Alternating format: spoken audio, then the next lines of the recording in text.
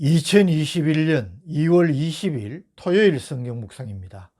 본문은 요한복음 9장 1절에서 12절 말씀.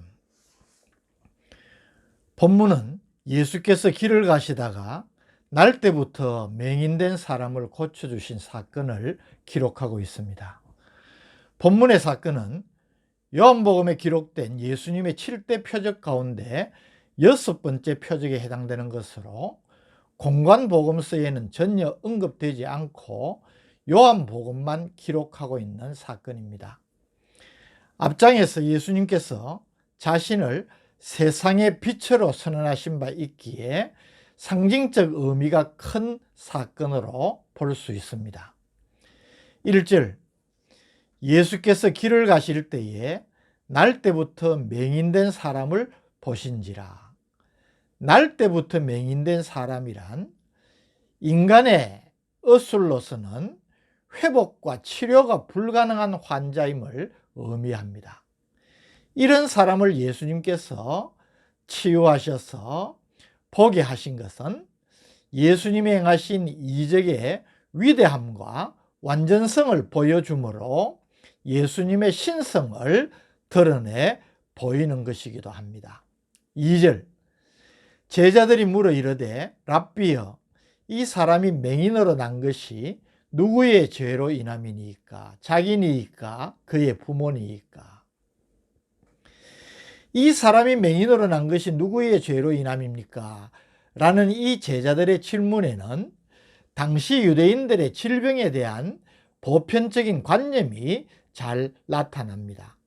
유대인들은 일반적으로 문둥병, 맹인, 청각장애자, 이런 불치의 병이나 중증 불구에 대해서 그것을 죄로 인한 하나님의 징벌로 이해를 했습니다. 아마 제자들도 이런 점을 염두에 두고 이 사람이 날 때부터 맹인된 것이 누구의 죄 때문입니까? 자신의 죄 때문입니까? 부모의 죄 때문입니까? 라고 질문을 한 것입니다. 3절, 예수께서 대답하시되 이 사람이나 그 부모의 죄로 인한 것이 아니라 그에게서 하나님이 하시는 일을 나타내고자 하심이라. 예수님은 제자들이 추측하고 있는 두 가지 원인, 즉 자신의 죄이든지 그 부모의 죄 때문에 이 사람이 날 때부터 맹인이 된 것이 아니라 그를 통하여서 나타내시고자 하는 하나님의 특별한 뜻이 있다고 대답을 하십니다. 그에게서 하나님의 하시는 일을 나타내고자 하심이라. 여기 하나님이 하시는 일은 하나님의 영광이라고도 번역할 수 있어서 그를 통해 하나님의 영광을 나타내고자 하심이라. 이렇게 이해할 수가 있는 것입니다. 이것은 예수님의 제자들을 비롯한 당대의 유대인들이 가지고 있던 질병의 원인에 대한 고정적인 관념을 깨뜨리는 예수님의 특별한 말씀이라 그렇게 볼 수 있습니다. 4절, 때가 아직 낮음에 나를 보내신 이의 일을 우리가 하여야 하리라. 밤이 오리니 그때는 아무도 일할 수 없느니라. 여기 낮은 예수님의 공생의 기간을 의미합니다. 그리고 밤은 예수님께서 십자가 순환을 당하시는 때를 가리킵니다. 따라서 예수님은 일할 수 없는 때가 오기 전에 나를 보내시니, 즉 하나님의 일을 우리가 해야만 한다고 가르치신 것입니다. 나를 보내신 이의 일을 우리가 하여야 하리라. 여기 하여야에 해당되는 대이라는 단어는 반드시 행해야 한다는 의미입니다. 그래서 우리가 할 수 있을 때에 하나님의 일, 하나님의 영광을 드러내는 일, 즉 사명을 감당해야 해야만 한다는 뜻입니다. 5절, 내가 세상에 있는 동안에는 세상의 빛이로라. 전장에서 예수님이 자신을 나는 세상의 빛이라 그렇게 선언하신 데 이어서 재차 내가 세상에 있는 동안에는 이 어두움의 세상을 밝히는 빛이라고 말씀을 하신 것입니다. 6절, 이 말씀을 하시고 땅에 침을 뱉어 진흙을 이겨 그의 눈에 바르시고 7절, 이르시되 실로암 못에 가서 씻으라 하시니, 실로암은 번역하면 보냄을 받았다는 뜻이라 이에 가서 씻고 밝은 눈으로 왔더라. 침으로 진흙을 이겨서 맹인의 눈에 바르시고 실로암 못에 가서 씻으라고 명하셨습니다. 실로암 못은 예루살렘 성전 남쪽 두로베온 골짜기 입구에 위치했는데 히스기야 왕 시절에 생긴 유수 깊은 연못이라고 할 수 있습니다. 놀라운 것은 이 날 때부터 맹인된 사람이 예수님의 말씀에 순종하여 실로암 못에 가서 씻었고, 그렇게 했을 때에 날 때부터 맹인이어서 보지 못하던 그가 보게 되어서 돌아왔다는 것입니다. 놀라운 일 아니겠습니까? 상상할 수 없는 일이 일어났기에 그야말로 장안이 떠들썩할 정도로 화제가 된 것을 볼 수 있습니다. 8절, 이웃 사람들과 전에 그가 거린인 것을 보았던 사람들이 이르되 이는 앉아서 구걸하던 자가 아니냐. 9절, 어떤 사람은 그 사람이라 하며 어떤 사람은 아니라 그와 비슷하다 하거늘. 이것은 그 사람을 늘 지켜보았던 사람이면 분명히 그 사람인데, 그 사람이 눈을 뜨고 본다는 것은 상상을 할 수 없는 일이기 때문에 어떤 사람들은 그럴 리가 있겠느냐, 그와 비슷한 사람이겠다, 그렇게 말하는 것입니다.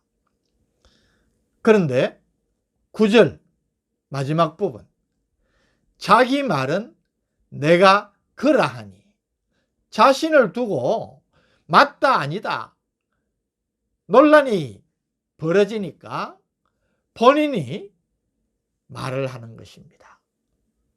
내가 그 사람 맞다고 한 것입니다. 본인의 이 말 한마디에 순식간에 잠잠해졌습니다. 놀란 그들은 묻습니다. 10절, 그들이 묻되 그러면 네 눈이 어떻게 떠졌느냐, 어떻게 이런 일이 일어났느냐고 묻는 것입니다. 11절, 대답하되 예수라 하는 그 사람이 진흙을 이겨 내 눈에 바르고 나더러 실로암에 가서 씻으라 하기에 가서 씻었더니 보게 되었노라. 자신이 경험한 대로 그대로 이야기를 합니다. 12절, 그들이 이르되 그가 어디 있느냐 이르되 알지 못하노라. 이것이 오늘 본문의 사건입니다. 저자인 사도 요한은 전혀 보지 못하고 어두움의 세상을 소망 없이 살던 이 맹인이 예수님으로 말미암아 밝은 세상의 빛을 보게 된 이 놀라운 사건을 예수님의 6번째 강화와 연결시킴으로써 자신을 세상의 빛이라고 선언하신 예수님의 가르침의 근본적인 의미를 잘 보여주려는 의도를 가졌다, 그렇게 생각도 되어집니다. 오늘 본문을 통하여서 우리는 또 무엇을 깨닫게 됩니까? 우리가 경험하는 질병은 고난임에 틀림이 없습니다. 그것이 중병이면 중병일수록 고통은 더합니다. 그러나 우리가 깨달아야 할 것은 그 병 때문에 당하는 고통만이 아님을 깨달아야 한다는 것입니다. 물론 죄 때문에 병에 걸리기도 하고 죄를 지었기 때문에 하나님의 징계로 질병의 고통을 당하기도 합니다. 그러나 그것과는 또 상관이 없이 또는 죄로 말미암아 또 병을 얻었어도 그 질병을 통하여서 하나님이 하시고자 하는 일을 나타내시려는 특별한 뜻이 있음도 알아야 된다는 것입니다. 때문에 질병 때문에 불평하거나 낙심할 이유가 없고 도리어 감사하면서 하나님의 영광을 드러내기를 기도하는 것이 하나님의 긍휼을 입고 살아가는 우리 성도들의 바른 자세입니다. 저 자신의 경험도 있습니다. 저는 두 번째 성전 건축을 앞두고 대장암 진단을 받았습니다. 그러나 저의 자그마한 믿음에도 불구하고 저는 그것 때문에 염려가 되지 않았습니다. 하나님의 특별한 뜻이 있겠다. 정말 그로 인하여서 온 교회와 성도들이 도리어 힘을 내어서 성전 건축을 완공을 했습니다. 그리고 목회를 마무리했습니다. 지금도 생각하면 감사할 것밖에 없는 것입니다. 우리에게 질병의 고통이 있을 때에 어떤 자세를 가지는가 가르쳐 주는 것입니다. 또 그렇게 할 수 있는 이유가 무엇입니까? 그것은 바로 질병으로 인한 어두움의 권세에 눌려 지내는 우리 인생에 빛을 주실 수 있는 세상의 빛 대신 예수 그리스도 때문입니다. 그래서 나는 세상의 빛이다 라고 선언하시는 예수님의 선언은 놀라운 것입니다.